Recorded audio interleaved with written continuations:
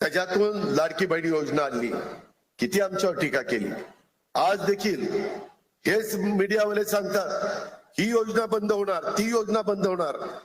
अरे ते राज्य सरकार ठरवेल ना, तुम्हाला कोणी अधिकार दिलाय? त्यावेळेस राज्याचा आर्थिक शिस्त, आर्थिक घडी बसवण्याच्या दृष्टिकोनातून आम्ही पावलं उचलतोय।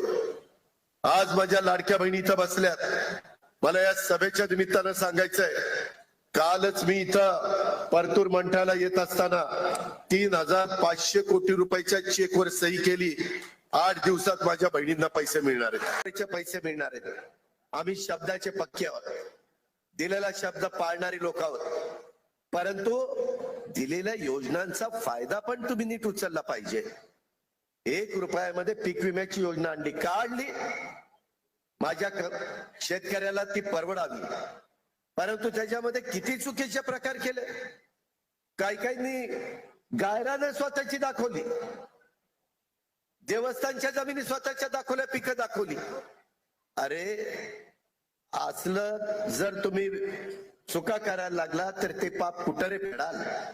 वर गेला तरी परमेश्वर तुम्हाला माफ करणार नाही। तुम्ही नियमाने वागा ना, तुमचा अधिकार आहे। तुमच्यावर अन्याय झाला, जरूर तो अन्यायाला त्या ठिकाणी वाचा फोडण्याचं काम, दाद मागण्याचं काम तुम्ही करा। तो घटनेचे शिल्पकार डॉक्टर बाबासाहेब आंबेडकरांनी संविधानाच्या माध्यमातून तुम्हाला दिलेला अधिकार आहे, त्याचा आम्हालाही आदर आहे, तुम्हालाही आदर आहे, आणि त्याच रस्त्याने आम्ही पुढे चाललोय। परंतु कुठंतरी एखादी चांगली योजना आणायची आणि ती ज्या घटकाकरता आणलेली आहे त्या घटकाला त्याचा फायदा होण्याच्या ऐवजी ज्यांची आर्थिक परिस्थिती चांगली आहे त्यांनी त्याचा फायदा घेणं हे बरोबर नाहीये। हे कुठेतरी थांबलं पाहिजे। फायनली आता लाडकी बहीण योजनेची सर्वात मोठी अपडेट आलेली आहे आणि लाडक्या बहिणींच्या राहिलेला जे हप्ते आहे ते सुद्धा त्यांना मिळणार आहे। अजितदादा यांनी स्पष्टपणे सांगितलं आहे की 8 दिवसात लाडक्या बहिणींचे राहिलेले सर्व पैसे त्यांच्या खात्यामध्ये जमा करण्यात येतील। त्यासोबतच ज्या लाडक्या बहिणींना मेचा हप्ता राहिलेला आहे ते तो मिळणारच आहे, परंतु ज्या बहिणींना एप्रिलचा हप्ता सुद्धा बाकी होता त्या बहिणींचा जो हप्ता आहे तो सुद्धा वितरित केला जाणार आहे।